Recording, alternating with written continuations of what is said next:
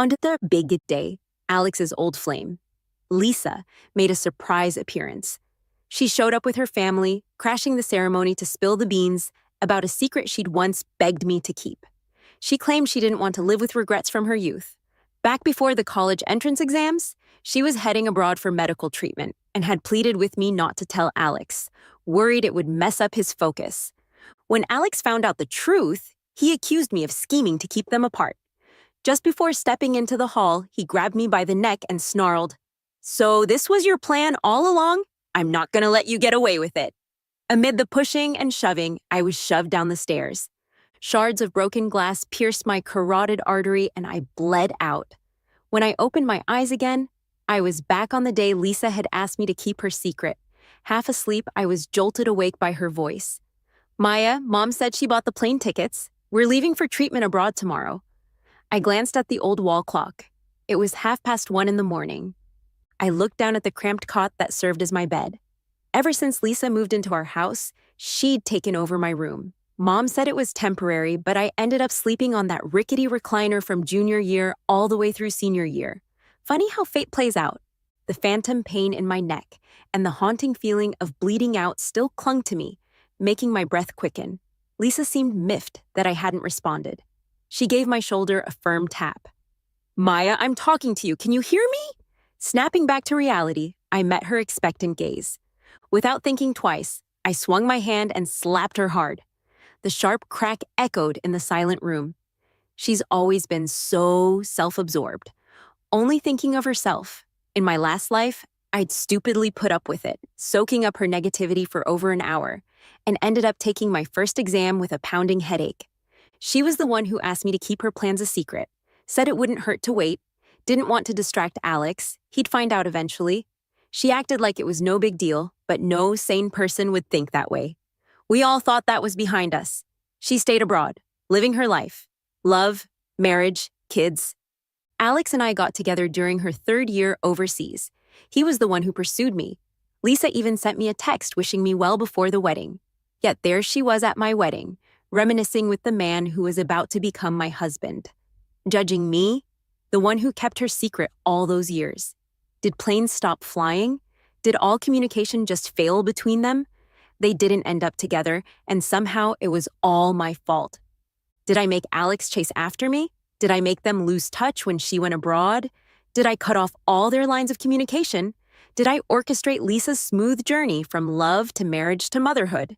After I slapped her, she hesitated for a moment before exploding. "Maya, are you crazy? How dare you hit me?"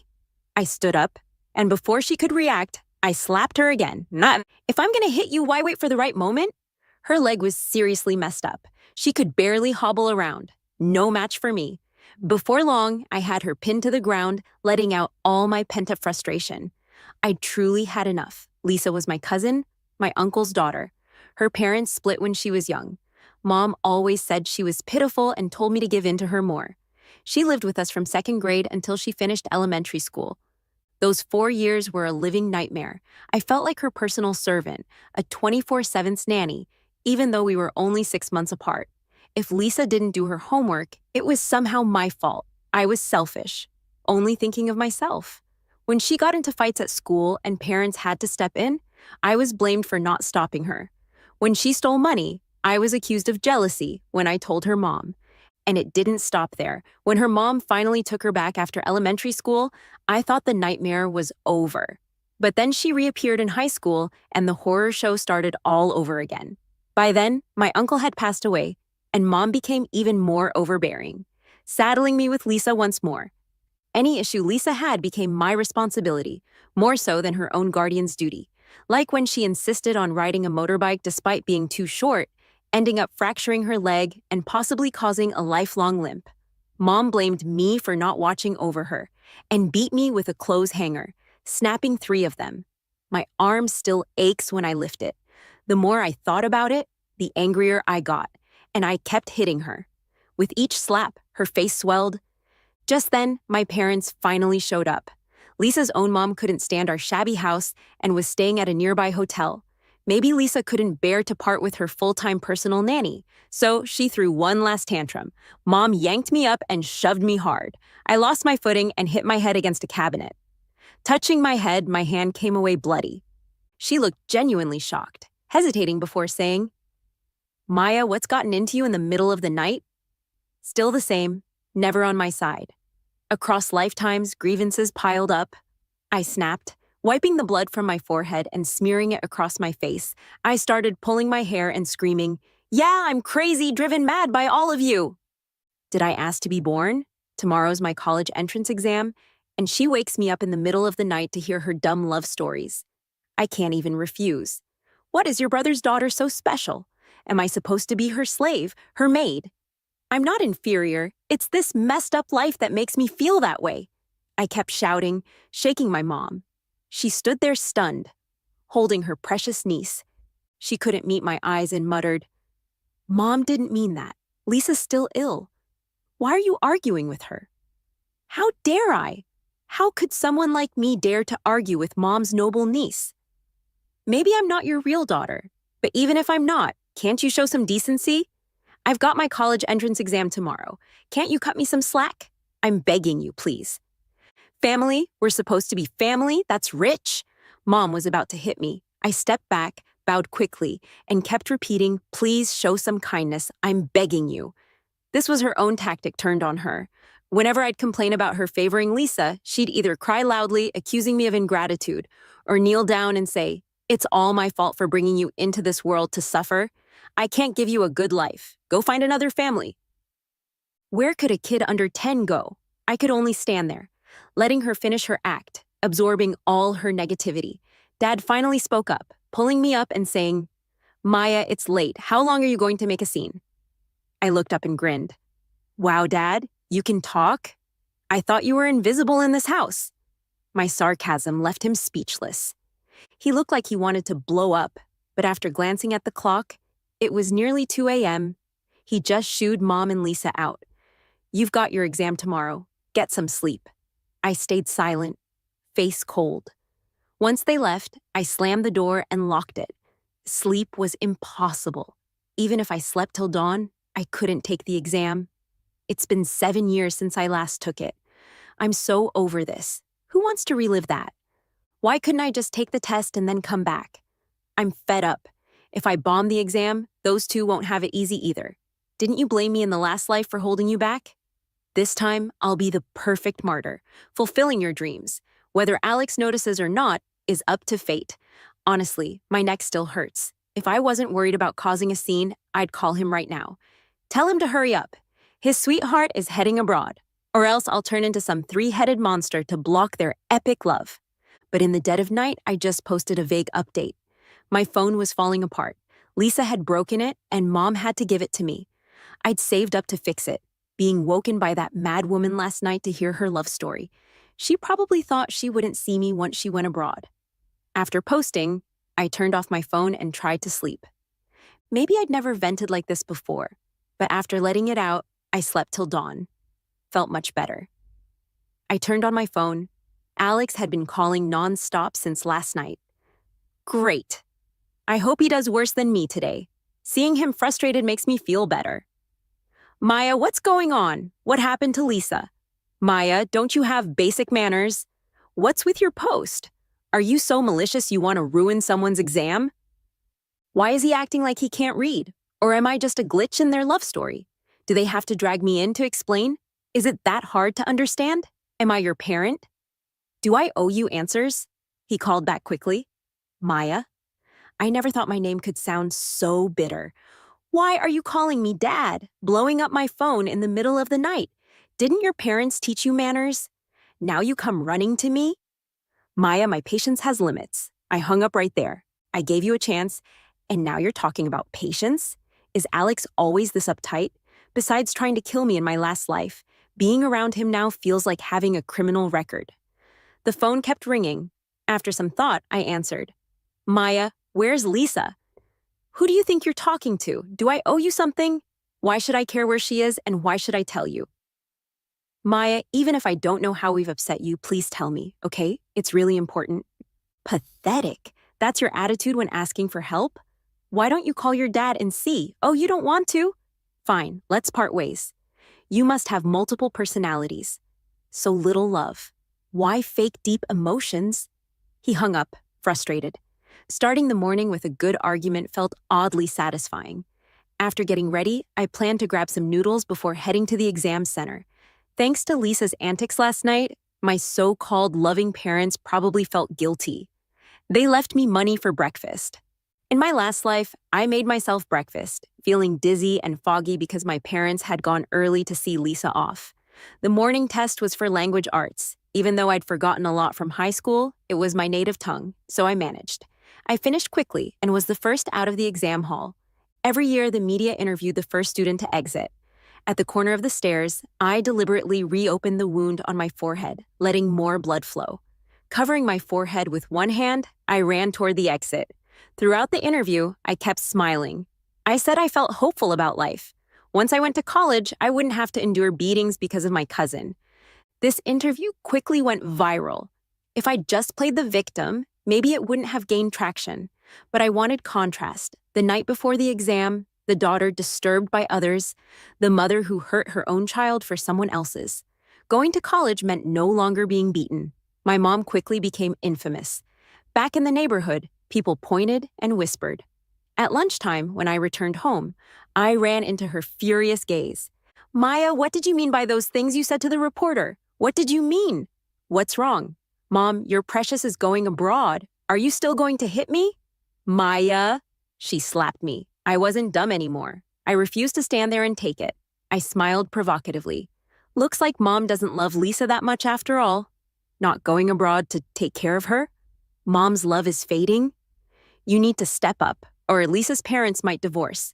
She'll be so pitiful. And, Maya, how far are you going to take this? Us poor kids who no one cares about can't even speak the truth. Unlike Lisa, whose parents are divorced but still have loving parents rushing to care for her. Why can't we just endure a bit? I sat down, propping my head up, looking at them. Maya, aren't you finished causing trouble yet? What about your manners? Dad slammed his hand on the table, while Mom sat calmly. What's wrong? Lisa has left, and now you don't even look at me properly. I retorted as I got up to leave. Mom followed me out, grabbing my arm. Her voice was hoarse with anger. Maya, am I still wronging you for giving birth to you? Is this how you treat me? I struggled to break free. Her grip tightened, pinching my arm painfully. My head, possibly from the previous injury, was spinning. Dazed, I lost balance, and she pushed me down the stairs. In a flash, scenes from past lives flooded my mind. Instinctively, I touched my neck. I'd been reborn. This wasn't a wedding scene. The old staircase had no glass. Then came a violent impact, my knee hitting the steps. Intense pain shot through me. My white pants were soaked in blood. I curled up, crying out from the agony. Dad rushed down in a panic. Maya, are you okay? I looked at them coldly and started laughing. I'm not dead yet. Mom and Dad still need to try harder. Our commotion attracted neighbors. A kind neighbor took me to the hospital. The scene was chaotic, with people criticizing my parents. Mom, enraged, slammed the door. I felt nothing, as if I'd gone numb. The blood on my leg flowed more. My head was spinning. At the hospital, the doctor treated my wound. The pain brought me back to reality. It wasn't all bad. I missed the exam. And I didn't have to come up with excuses for doing poorly. Better news, I wasn't the only one who missed the exam. Alex didn't show up for the language test. He bought a large bouquet of sunflowers mixed with baby's breath to bid farewell to Lisa. He ostentatiously posted, "You ask if it's worth it, but for me, you're everything," along with a picture of the flowers and Lisa's silhouette at the airport. Due to being injured and hospitalized, I didn't take the rest of the exams. The reporter who interviewed me learned about this and did a follow-up. Tears streaming down my face, I told the camera, "I don't know how it turned out like this. I prepared for so long." This interview was lengthy, with testimonials from neighbors. My parents became infamous citywide. Mom angrily called me, asking what I really wanted. Everywhere they went, people pointed and gossiped. Even my usually quiet dad began to get angry with her. I smiled and said, "I should be the one asking you what you really want. Do you have to take my life?" I couldn't help but think of the past when I said this. She really did want my life. Back then, she worried Lisa wouldn't have enough money abroad, and most of our family's money supported her. To outsiders, our family didn't seem that poor, and I couldn't even get a scholarship. At the start of college, they paid my tuition, but later they made me work part-time to support myself. She cried, "Maya, children from poor families need to grow up early. This is all we have. You need to understand us." During my 4 years in college, I hardly had a day of rest. I was constantly running between school and part-time jobs. From high school to graduation, I wore the same coat. My roommates couldn't stand it and gave me their old clothes. I never had a day without embarrassment. While my peers were full of youth and sunshine, I felt like a rat, afraid of others seeing my plight. Meanwhile, what was Lisa up to? At 19, she was using money my parents gave her to party from New York to Philly. When I saw her Instagram stories, I was furious and confronted Mom. She scolded me, saying Lisa was in a bad emotional state, cutting her wrists and going to the ER. She asked, "Must you compare yourself to her? Isn't death something to be afraid of?" I had long stopped wanting to live. If I truly wanted to die, I wouldn't just cut my wrists lightly. I'd have died long ago, and they wouldn't even know. She continued tearfully, "Maya, how could you scare me like this? What do you want me to do?" Her tears felt like quicksand, pulling me down. Children naturally love their parents. I was always tamed by her. A slap followed by a sweet date. But along with the money transfer, there was a long voice message. "My knees have been hurting, and I feel uncomfortable in my lungs, but I dare not see a doctor." She let her manipulative ways control me, pouring all her kindness into her original family. Naturally, I refused to take that money. Even during my student days, I used scholarships and part-time earnings to support them a bit. When did I start to wake up? Lisa seemed like a black hole, always needing others to sacrifice for her worth. She'd gotten used to it. In the US, she dabbled in forbidden things and drank excessively. The year I graduated, she had kidney failure due to uremia and needed a transplant. Mom didn't hesitate to ask me to be tested. She casually said, "Maya, you can live with one kidney. Your blood relatives. Please for Mom." At that moment, I was completely awakened. She didn't love herself, let alone me. I refused to let my life be used like an object. That was the first time I said no to her. She cursed me, wondering why it wasn't me who fell ill. In her repeated attacks, I fully woke up. I didn't ask to be born, nor did I owe anyone. No one was good to me, so I decided to be good to myself. I had to live for myself. Probably due to reincarnation, Dad began to change in some ways, but I didn't need it. He brought Mom to the hospital a few times, but I sent them away each time, yelling like a mad woman. "Is what you did to me not enough? My college entrance exam was ruined because of you. Are you satisfied?" They disliked me bringing this up, but I continued.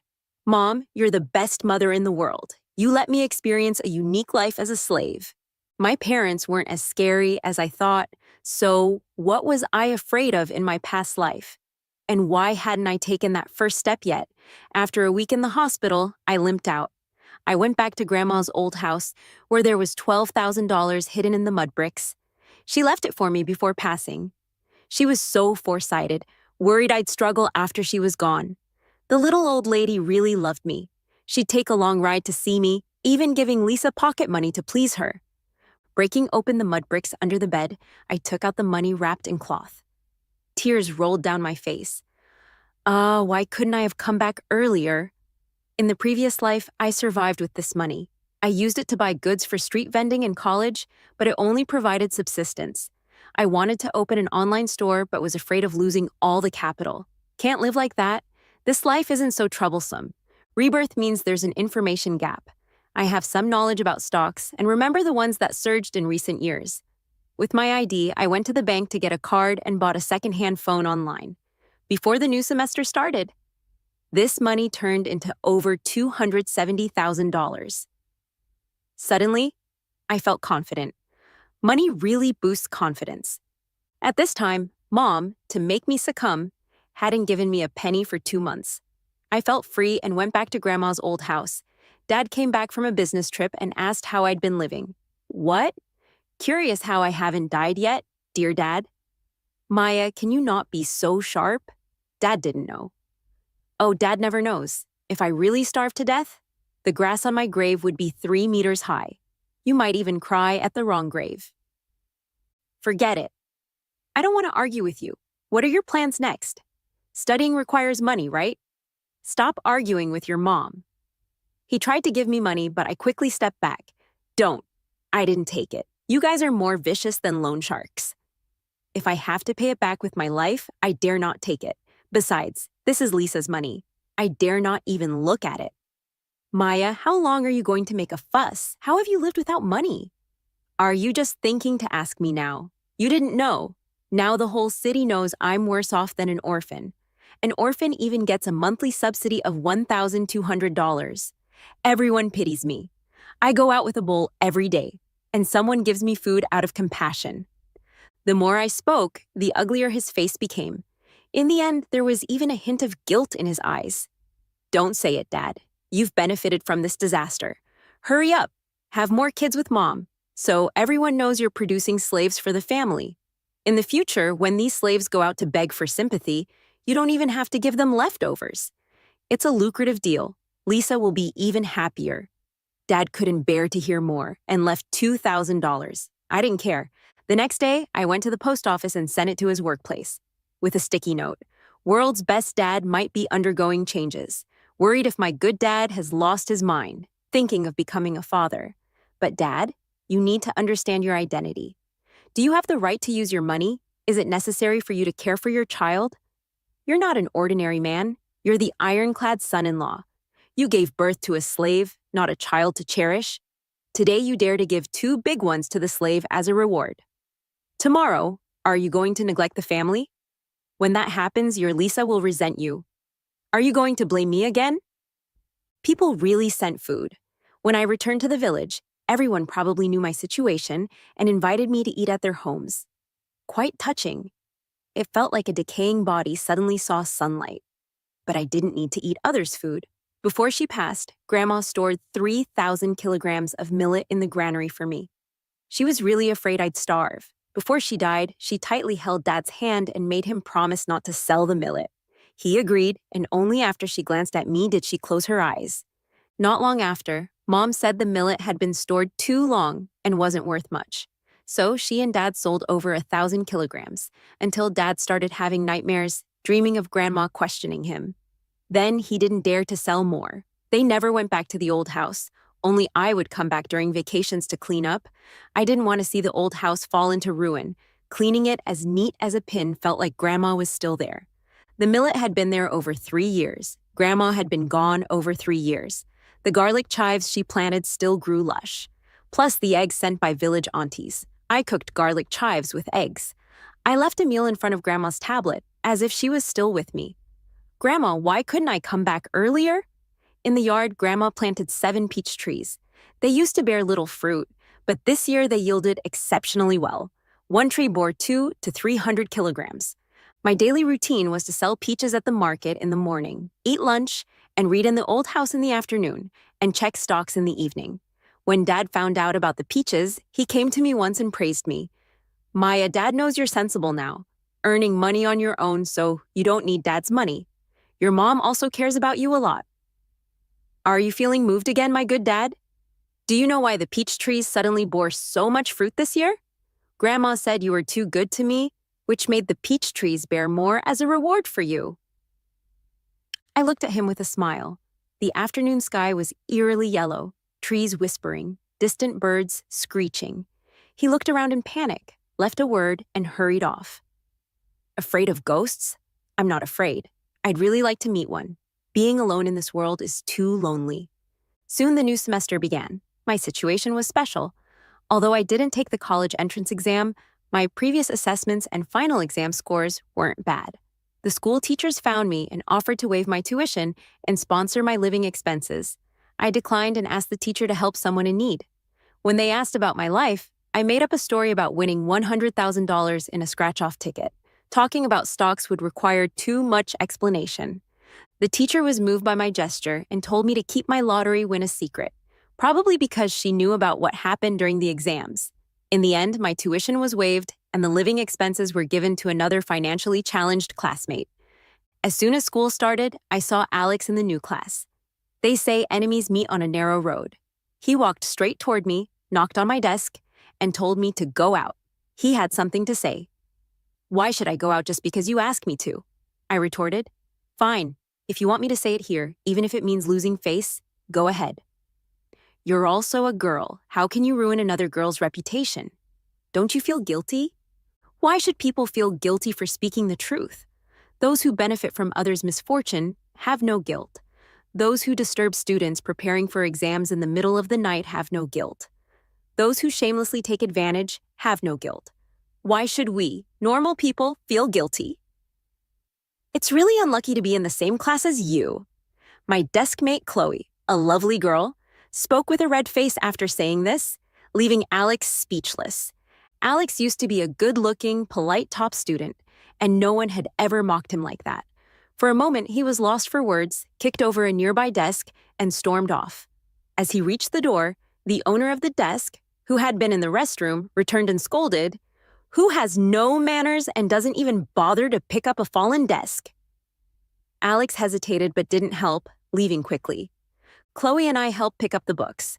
She couldn't help but say, "See who escapes quickly is the one who's, huh?" During the year of repeating the grade, my days were quite ordinary. I wasn't flashy, perhaps cautious by nature. I was afraid of flaunting my wealth too much and drawing unwanted attention, as I was alone with no means of self-defense. So classmates even thought I was poor, often sharing snacks with me. Students willing to repeat a year were generally from ordinary families. Compared to others, the college entrance exam was crucial, even the only way out. Before the end of the first semester, the profits from stocks had exceeded $1 million. There was another crucial time point then, the start of the World Cup. In my previous life, I heard male classmates discussing it, and my dad bought lottery tickets. I only remembered 2 or 3 specific scores, but recalled the exact wins and losses. This year, the champions and runners-up were Germany and Argentina, and third and fourth were the Netherlands and Brazil. The reason I remembered clearly was that life got too busy afterward, and I never paid attention to previous tournaments. The matches I had strong impressions of were heavily invested in. Soon the over 1 million became over 10 million.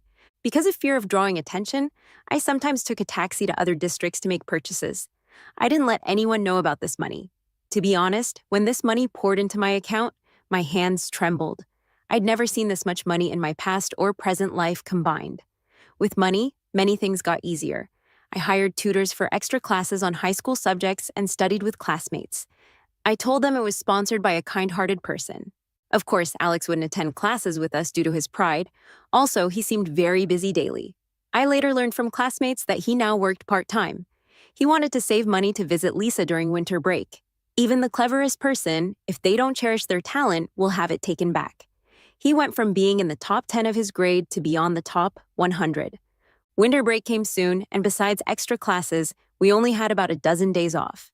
Naturally, Alex didn't go to see Lisa. His family was against him because he skipped the college entrance exam last time. They wouldn't give him extra money to pursue love. The money he earned from part-time jobs was mostly sent to Lisa out of concern or spent on gifts. Being tight on cash, he couldn't save enough for a plane ticket. During the break, our previous classmates returned. We had a class reunion at a karaoke bar. A classmate I hardly interacted with suddenly handed me a card. I was stunned. The card was from Daniel, the top student in our grade. In my memory, I'd hardly spoken to him. Also, he seemed to be a good friend of Alex. They were always together. I politely smiled and said, "Thank you for your kindness, but I'm not in such a dire situation." I didn't want to be involved in such matters. In the past life, I actually cared a lot about the possible relationship between Alex and Lisa. At first, I never thought we'd end up together, but I did have feelings for him. During high school, my living expenses were meager. Mom calculated precisely how much I should spend, and the cash I had was only enough for basic meals. Sometimes, I couldn't even afford sanitary pads during my period, and after swiping my meal card, I couldn't even get veggies. At that time, I was genuinely hungry and craved a better meal. I even went to restaurants to wash dishes secretly, packaging a meal with oily dishes, earning $5 an hour. I never dared to touch the money Grandma left. Frugality can lead to luxury, but it's hard to go from luxury back to frugality. I was afraid I'd use up the money without realizing it, and I had to go to college. What if they didn't pay my tuition? So I endured until one day I discovered my meal card would inexplicably have several $100s added monthly.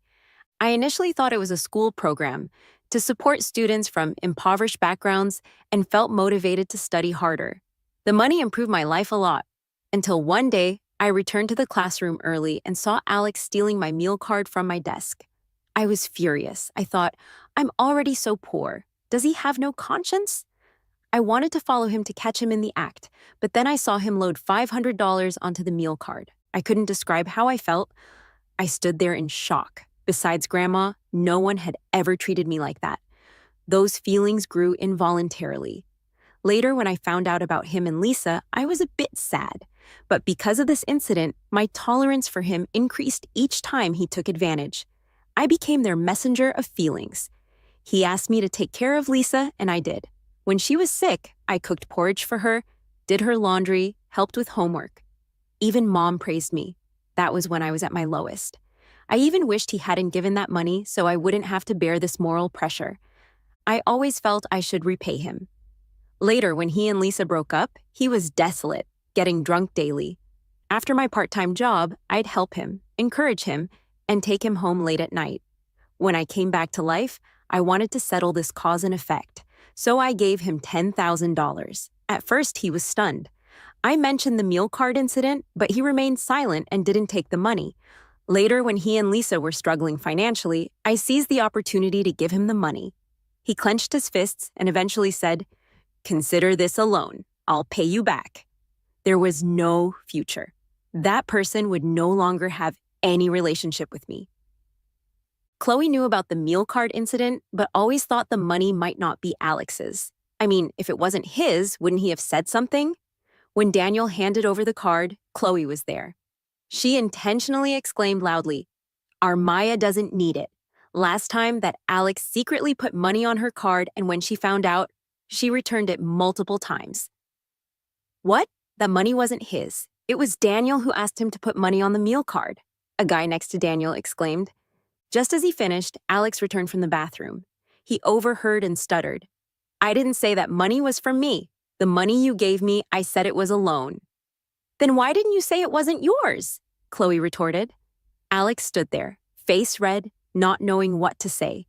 Seeing the strange looks, he lifted his foot to leave, but came back to me, saying, "Maya, I'll give it to you tomorrow." I didn't look at him, just bowed my head and peeled fruit, sharing it with Chloe. Alex couldn't stay any longer and fled. Suddenly, a slender hand passed me a tissue. Looking up, I saw Daniel under the light, his eyes shining like stars. I held the fruit, not knowing what to say. He reached out, took half the fruit, and said, "Thanks." Chloe winked at me teasingly, a fair weather friend. "No, it's not like that." The more I explained, the more tangled it became. Daniel's eyes widened, unable to contain his smile. That was the first time I saw him smile so brightly. After the reunion, he drove me back to the hotel. Yes, I was no longer living at home. During breaks, I used to stay at Grandma's house in the countryside. This time, I came specifically for the reunion. Along the way, we chatted. He apologized for not being able to help during the exams, not knowing how except financially. In fact, he used to give Alex over $1,000 every month to help me, but Alex told him I didn't need it without saying why, which led Daniel to ask me directly, "Why, Daniel? I remember your financial situation isn't great either. Are you?" "Maya, you're so clever. Don't you know why I did it?" The cool night breeze lifted my skirt. I kept my head down, not daring to look him in the eye. Suddenly, a denim jacket was draped over my shoulders. "Maya, keep it up. I'm looking forward to being in the same university as you." Last time, I struggled to get into a somewhat famous university. Now starting over, I'd consider it a success if I could get into the same kind of school again. Could I dare to dream of going to the same university as Daniel?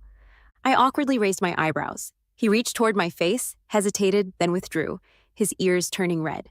I remembered Daniel wasn't in the best financial situation. I'd seen him tutoring to earn money.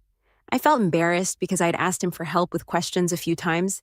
Since direct monetary help didn't feel right, when the peaches at the old house were ripe, I picked a big bag for him. We sat in front and back rows, so we naturally talked.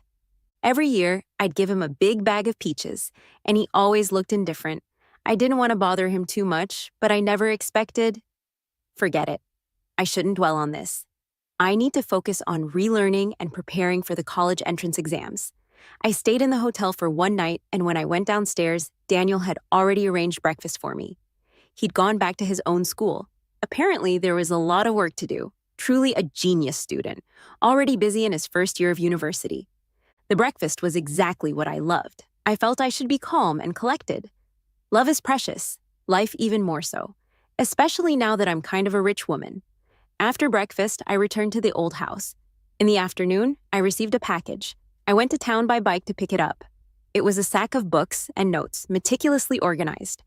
As I read, I marveled at how neat Daniel's notes were. They could be sold as top-notch study guides. During my review, I received a call from Alex. He wanted to meet and give me some money. To avoid emotional impact, I gave him my card number. No need to meet, especially since we were in school. Fate seemed to understand my intentions. When school started, Alex didn't show up. It turned out the money was meant for him to buy a plane ticket to meet Lisa. However, Lisa didn't wait for him and suspected him of cheating. She ended up cutting her wrists and was rushed to the ICU. Alex went on a 3-day hunger strike at home until his parents took him to see Lisa. Lisa's suicide did affect me because Mom came looking for me. She called one night and asked, "Lisa committed suicide. Didn't you know?" I responded, "I did. What do you want me to do?" Angrily, Mom said, "I bought fireworks and firecrackers." "Mom, are you even human?" I retorted, "Who knows? Maybe we need to see if you're still human." I assured Mom not to be angry, explaining the fireworks were to cheer her up. She abruptly hung up before I could say more. I was speechless, having so much more to say. Alex finally showed up at school after over a month. However, the news about him and Lisa had spread. One day, a male student spoke to him at lunch, and his mother saw them. She immediately scolded the student, warning him to stay away from Alex. She even threatened, "I'm telling you, stay away from him, or I'll take you both down." The student, afraid of his mother's extreme reaction, quickly dragged her to the cafeteria. Maybe Lisa was really in dire need of money. Alex started skipping classes, more to save money to send to her. His parents helped a few times, but being an ordinary family, they couldn't bear such a burden. They had to let him do what he felt necessary. Soon it was time for the college entrance exam again. I wasn't particularly anxious. The results wouldn't greatly influence my life anyway. Surprisingly, Mom bought me a dress and brought food the day the exam ended. Of course, I didn't dare to eat it. She praised me for being responsible and capable, saying she was relieved. It wasn't that she didn't care about me, she just had no choice. I empathized and said, "It's okay, you'll get used to it. Let me be the experiment. When you have more slaves later, you'll get numb." Mom, furious but unable to retort, watched the bustling examinees pass by. She finally said, "Maya, you'll understand Mom's intentions in the future. When you're done with the exam, I have something to tell you." I was curious about what could make Mom endure such humiliation today. The short 3-day exam period quickly ended. I felt like I was developing PTSD and even hired a female bodyguard during this time. I really didn't want any surprises or to go back to high school. As soon as I left the exam room, a tall, graceful young lady handed me a bag. Inside was a long gown and a gold bracelet. It was for Chloe's mom's birthday. Chloe's mom cooked delicious food and would bring us 2 portions daily last semester. I tried to pay her, but she always refused. So I bought Chloe 2 stocks, making up excuses to avoid her getting too into it, like saying it was a dream I'd had for 2 consecutive years. Nonsense, since I couldn't say I'd been reborn. Today was her mom's birthday, so I felt obligated to give her a gift. Upon seeing the bag, Mom reached to take it and said, "Maya, you're finally thoughtful. I don't blame you for the past." I quickly clarified it wasn't for her but a birthday gift for my classmate's mom. She retorted, "You buy for your classmate's mom, but not for me. Did you give me anything for my birthday last year?" I explained, "I wasn't even born again last year. How could I have had the money?" And I reminded her that when I was in elementary school, I saved money to buy her flowers, but she suspected I stole it. When I was in 9th grade, I bought her a birthday cake from a part-time job, but she threw it on the ground. I reflected on these past incidents as I looked at my fierce mother, feeling a sense of calm returning. I said, "Mom, I need love like Lisa did. How could I not buy something to please you? I see everyone on the street happily calling out to their parents, and it's something I long for. The atmosphere between us became tense again. Her hand rose once more. I quickly hid behind the bodyguard, saying, "Look, Mom's going to take her anger out on me for Lisa again. That's why I'm so lacking in maternal love. My classmate's mom is so nice. She won't hit me, won't scold me, even cooks for me daily. I never thought I'd encounter such a good mom in my life." "Who is she?" "My hired bodyguard." "Where did you get the money?" "My recently recognized parents gave it to me." "Maya, are you really going to be this defensive against me? I'm your biological mother." "Yes, I have to be. If I could prove I'm not your biological child, I would have you jailed for intentional harm." She took a deep breath and finally said pleadingly, "In the past, Mom wasn't good. Mom has changed since then. I'll pay for your college tuition and living expenses, but Mom is begging you for one thing, okay?" "So, what is it?" "Lisa has kidney failure. She needs a kidney. Please have some compassion for Mom. Come with me for the compatibility test. Mom's only wish is this one thing." "Oh my goodness, how could this happen? If something happens to Lisa, Mom, what will you do without someone to take care of you in the future?" "Maya, are you going to throw a tantrum now? Are you going to argue with her? I just ask you one question. Will you help me?" "Of course, yes. If not, you won't have me as your mom from now on. All right?" I calmly took out my phone and started recording, then smiled and said, "Mom really knows how to scold. Seems like Mom wants to be famous like last year, huh?" She reached for my phone, but my bodyguard stopped her. I fearlessly locked eyes with her and said, "If Mom doesn't look for trouble with me, that would be the greatest blessing for Lisa. If I were Mom, I'd work harder to earn money. Let Lisa enjoy more luxuries. Let her be your real child, so we can continue our fate. Why bother looking for trouble from a slave who has already betrayed you?" This completely angered her. She raised the milk tea she'd bought for me as if to throw it.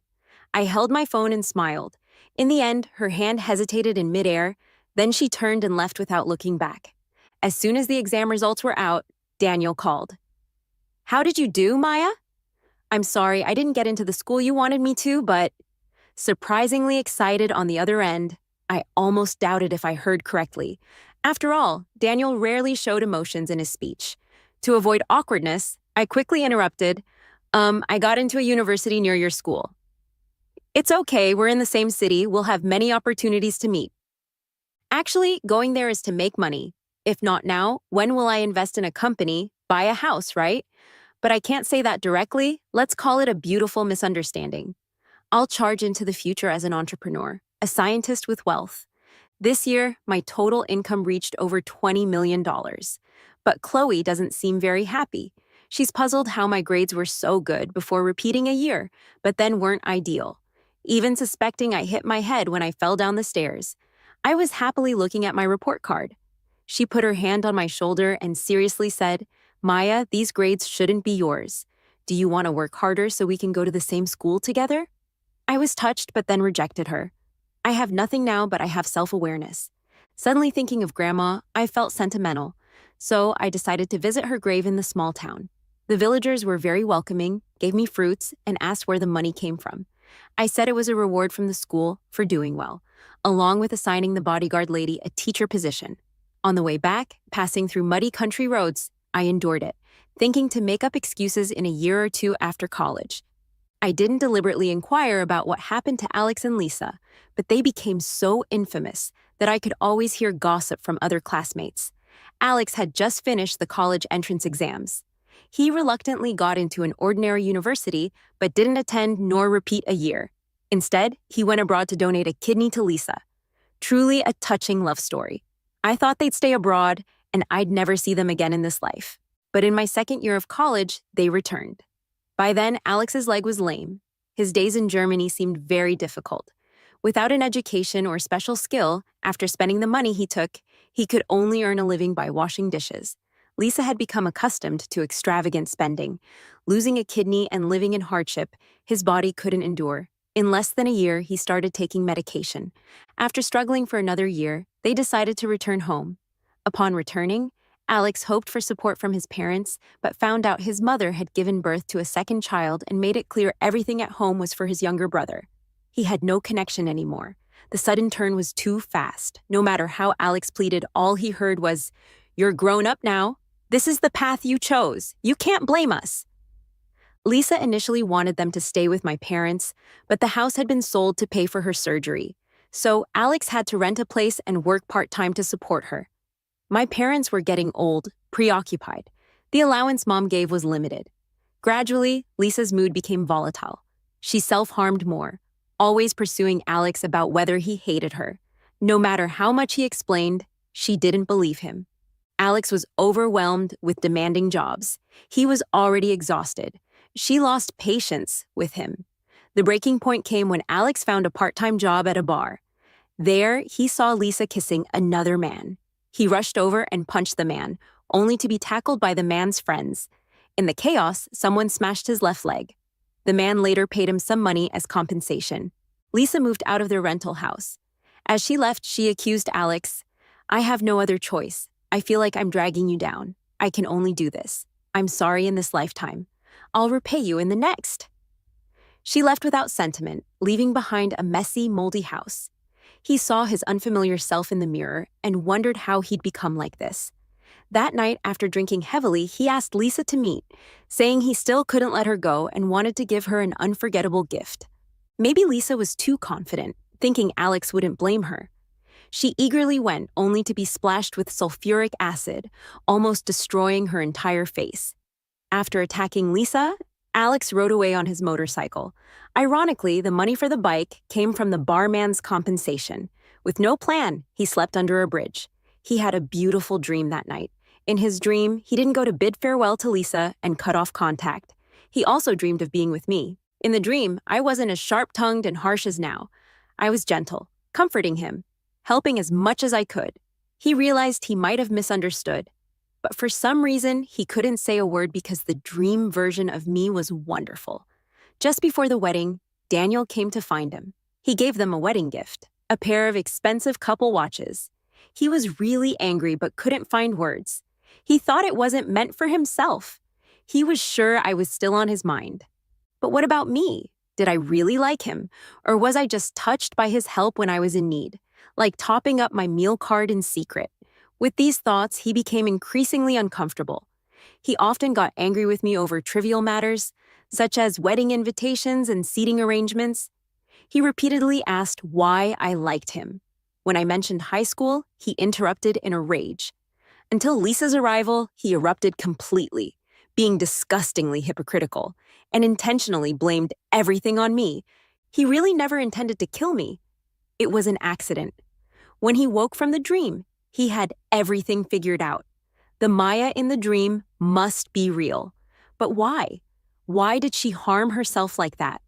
Why was she so petty? He needed to confront her and get to the bottom of it. After Lisa was disfigured, Alex vanished. Daniel was anxious, coming to the apartment daily to take me to class and escort me home. I didn't know how to handle our situation. I somewhat despised how submissive I was to Alex in my past life. I kept asking myself if I really still liked people, or was it just gratitude driving me? I didn't want to waste Daniel's time and energy, so I chose to lay it all out. I handed him a card expressing my gratitude. It was a dreary, rainy day. He seemed to have lost weight. After I delivered the polite thanks, he just silently stared at me. Time seemed to freeze until he slid the card back, saying, "Maya, you're overthinking it. I don't need your repayment." Then he left. I sat watching his fading figure, feeling a sourness in my heart, though I couldn't place the reason. I was content with my life and didn't want changes. Time is misleading. Gradually, we almost forgot about Alex. Until one Christmas, when it snowed heavily, I was looking for my car in the basement. A hand quickly pulled me into the shadows, followed by a cloth with a sedative over my mouth and nose. I held my breath, not wanting to provoke him further. When he wasn't paying attention, I pressed the volume buttons on my phone forcefully, as my hands were bound and I couldn't see. Despite multiple attempts, I couldn't make a call until Alex was driving and the screen lit up. I quickly answered, pretending to regain consciousness, and desperately said, "Alex, where are you taking me?" You're awake now? Luckily, you woke up. Otherwise, it wouldn't be fun. He didn't say more, and neither did I. I kept biting my tongue to stay alert until he took me to an abandoned factory. I shouted, "This is the textile factory in the suburbs. This place has been abandoned for a long time. What are you taking me here for?" I turned to prevent him from seeing my phone screen. "Maya, what can I do? Our wedding wasn't even complete, right? Maya, you said you wanted to be with me forever. Why are you so heartless?" "Are you crazy? What are you talking about?" "I don't understand." "You don't understand. So you made me give up my college entrance exam to send Lisa." "Alex, are you insane? You think I made you give up your exam? Who was calling me dozens of times, harassing me?" "Oh, right, I guess I never told you the exact location and flight information. If it wasn't for your social media post back then, would I have?"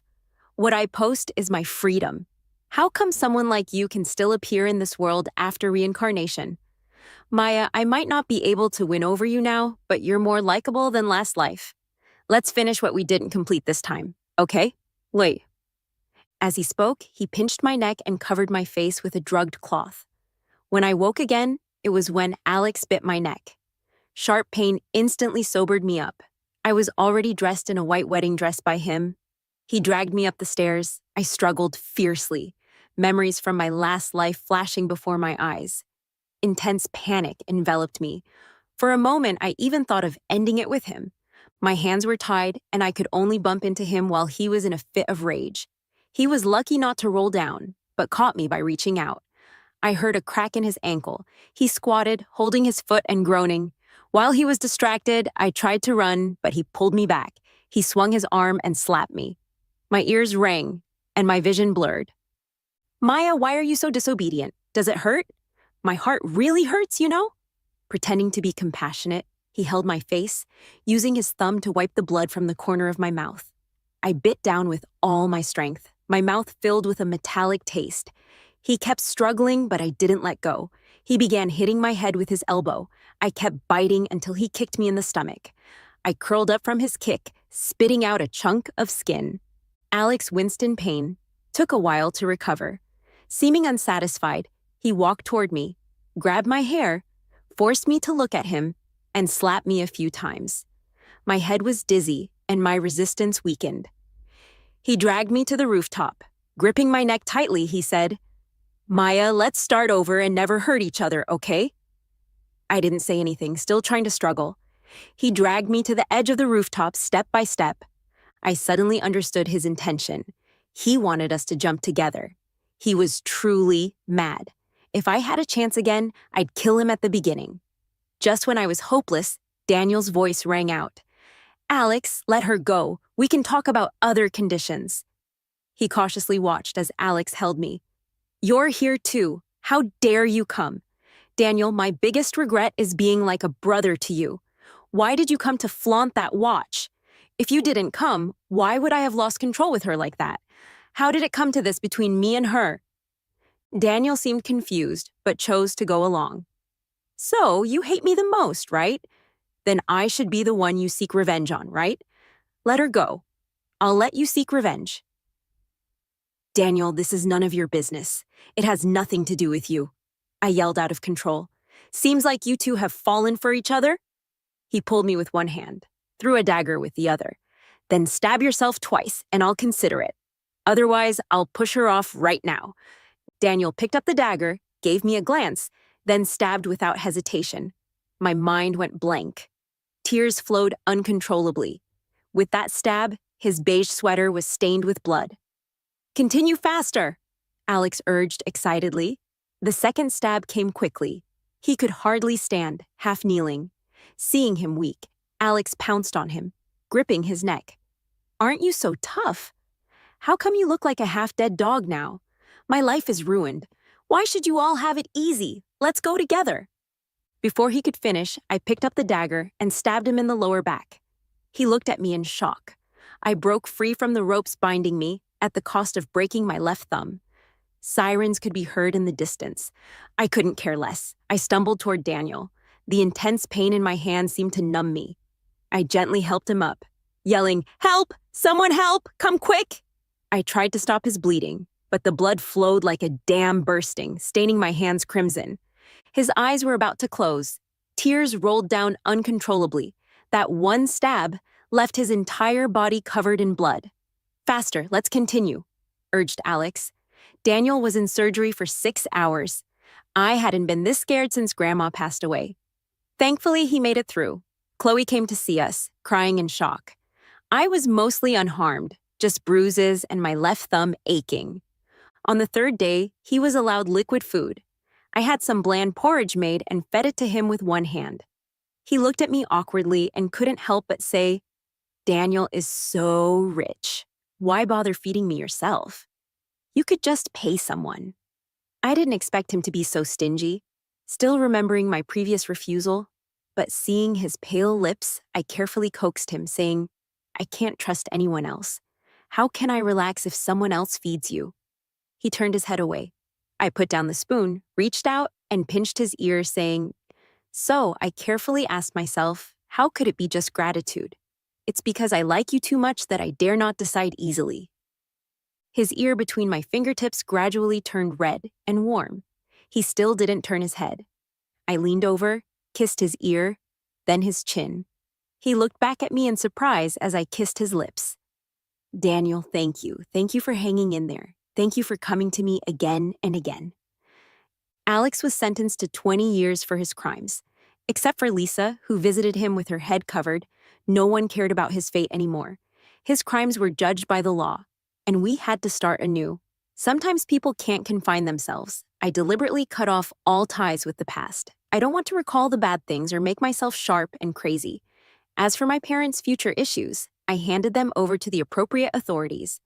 Someone would give them a monthly allowance, and I no longer contacted them.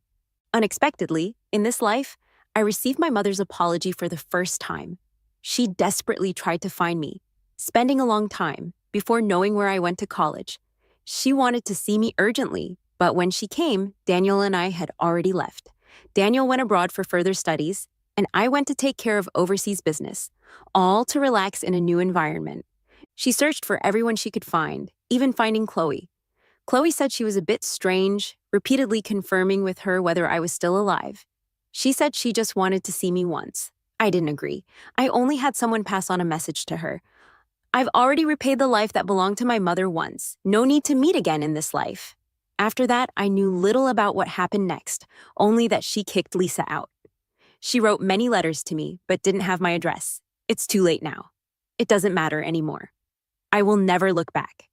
Perhaps due to sudden emotional fluctuations, one night, I had a very long dream. I dreamt of Daniel going crazy after I died in the previous life. He kidnapped and imprisoned Alex, torturing those who harmed me. It wasn't until the police found them that Alex was sentenced for accidental murder and Daniel for intentional injury, where he attempted suicide many times until his mentor found him to study time-traveling technology. Then he found the will to survive. In my dream, I stayed with him for a long time. Daniel spent a full 20 years trying to study time travel without success. In his old age, he became obsessed with theology, praying for a chance. He stopped studying time travel and focused on other research and inventions. He donated the money he earned from patents in my name. Before he left, he seemed to see me and said, "Maya, I've done everything I could, but it seems there's no turning back." Upon waking, I looked at the person sleeping beside me and felt it was all just a dream. Was he really that stubborn? What good do I have? Daniel would never tell Maya that he'd fallen for her even before she knew. At that time, his father had just passed, and their family conditions weren't good. Daniel went to play at his grandmother's house in another village. Passing by her house, he saw large red peaches in the yard. He was afraid of being laughed at if he stayed longer, so he quickly left. Suddenly, a girl stopped him. "You're Granny Mary's grandson, right? I'm Maya. Can you help me pick 2 peaches? I'll treat you." Hearing this, he happily climbed the tree and picked a lot for her. She went back in and brought several bags to fill up a big bag for him. When leaving, he caught sight of a large basin of bright red peaches in her living room. Those peaches were the best he'd ever eaten. Later, when his grandmother fell seriously ill, he and his mother found out late. When they entered the house, they saw fresh food on the table she hadn't finished. These were the dishes she sent every day during her winter vacation. She didn't seem to think it was a big deal. She always smiled like a little sun. Later, he learned that her life wasn't as he imagined. In high school, when his mother's job improved, he took on tutoring jobs to contribute. On the other hand, for the whole semester, he never saw her cook meat dishes. He wanted to know why, but was afraid of disturbing her. In the end, he could only choose this method. He originally thought he wasn't asking for anything, but when Alex told her that they liked each other, he'd never been so irritable. But can liking be forced? Does he have to use blackmail to seek reward? She was so clear-cut, as if she would give a bunch of peaches as thanks for solving a few problems. He thought, those peaches from 2 years ago were really sour.